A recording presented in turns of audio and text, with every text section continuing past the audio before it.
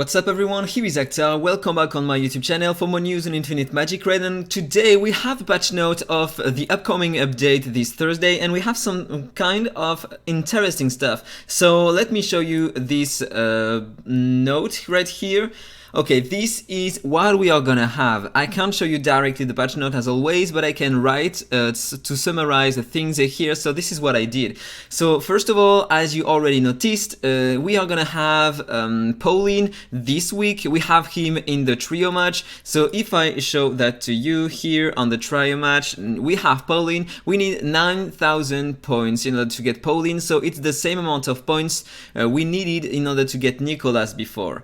So he is also returning next week in this week in Excellent and Supreme Wishes this Friday with on a 10x banner with Quinlan, Asindo, Alicia, Fritch, all great heroes and mandatory heroes for maybe not Asindo, but the others are mandatory for the factions. They are insane in it, and Quinlan is insane in PvE, PvP, Asindo in PvP, Alicia against bosses and in PvE in the faction Abyss, and also she can help in the bleed rotation of the Elemental City, and Fritch is great everywhere. Especially if you don't have Nicholas, he can reduce a lot the damage of enemies. Then we are gonna have Lily, Deschanel, Daisy and Mori. Deschanel is mandatory for the faction, Daisy and Mori are not, and Lily is interesting. If you want to get some copies of her, it is the time. Then next week, between March 25th and March 13th, we are gonna have the Gift of Heaven with the legendary Phantom Dragon Eye. So it's next Tuesday, but we are not gonna have any summons on it, so it doesn't really matter. Talk about rewards adjustments. They are gonna add the daily login rewards this Thursday, so even if we are not gonna have a ton of new rewards, it is still that, so it's nice. Then they are gonna add a pop-up to redeem codes after clearing stage 1210 normal of the campaign. So if you already claimed the rewards using these codes, then it doesn't really matter for you. It's just going to be more easier for new players to claim the rewards from the codes. Then they are going to increase the rewards for the guild arena depending on the number of flags you're going to have at the end of the week. So one time per week during the guild arena. This is interesting. We don't have any information yet about the number of miracle wishes, etc. they are going to give us, because yeah, they are going to give us some miracle wishes. Also, we are gonna have more rewards in guild settlements. Why not? Okay, so more miracle wishes here. Optimized battle order rewards. So the battle order is this, and at the moment the rewards are pretty interesting, especially if you buy it.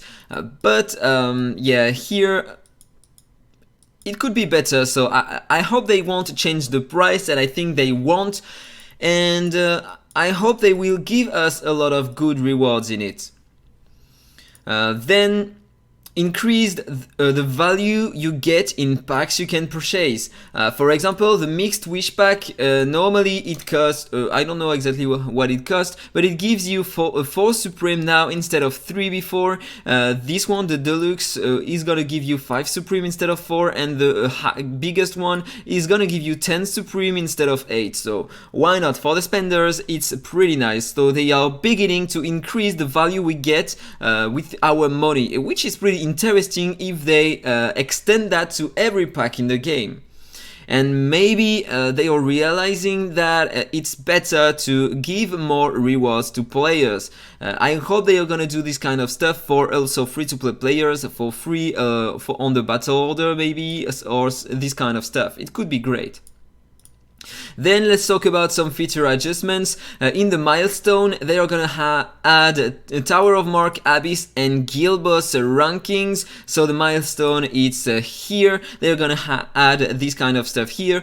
But I don't know if we are gonna have some rewards as we have at the moment for depending on the rankings here. for everyone. I don't know about that. This is not mentioned on the patch note. So we will have to see, to wait and see the Thursday. Then they will reduce the back rate of Voyage minigame from 50% to 20%. I don't know exactly what it is, but I think, you know, when you reach a special tile, sometimes you have 50% chance, I think, to go back. And you have 50% chance to go next on further tiles. On the next tiles. So here it's gonna be reduced, so normally it won't affect as often your progression as it was the case now. So if it is that, it's pretty nice. Then reduce the stamina cost in Dragon Cliff. It's not a huge reduction, but still it's interesting to have this kind of reduction. 50 stamina instead of 40. No, it's yeah, I inverted the things. It's gonna be 40 instead of 50 and 30 instead of 20. Yeah, it sounds better like this.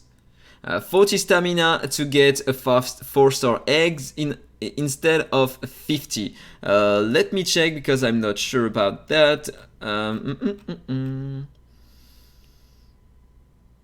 No, it's not that. Yeah, it was a mistake. Sorry, it was 50 instead of 60 before, and then it's gonna be 20 instead of 30. This is the real cost. Nice. Then they are gonna increase the limit of stamina in Voyage type event. So we are gonna have 45 instead of 13 in the ice skating, 40 instead of 25 in the mystic treasure hunt, 40 instead of 25 in the trio match, and finally 9 instead of 6 in the voyage. And this is pretty nice because at the moment on this event, for now, as you can see, we have only 25, and at the beginning we are losing some stamina at the beginning if we are not awake at 3 AM in the morning, which is pretty hard in fact to be awake at this at this time. So yeah, it's pretty interesting. Then increase the forge rate of 5-star gear from 25% to 50% with a 4 and 5-star range. This doesn't really affect endgame players because at the moment, if we have a look here on using this kind of ingots, let me hide that so you will see. Here at the moment with these ingots here for a 4 and 5-star gear, we have normally 25% chance to get 5 stars, and it is going to be increased to 50%. So for early game players and mid game players, it's going to be interesting because even 5-star gear can be great, and I'm still using some on my heroes even if I am an endgame player, so it's pretty interesting. So let's continue on the updates. Non-registered players in Guild Arena will be able to see the battle information because at the moment, if you are not registered here, you can't go on the map and see the detail of the battle. Then increase the number of characters of guild name from 10 to 15, okay, why not, and added a pop-up to remind players to register to a guild versus guild. So that was all for the news. I hope you enjoyed it. If it's the case, as usual, please like, comment and subscribe, and then see you in the next one. Bye bye! Infinite Magicraid, play to slay.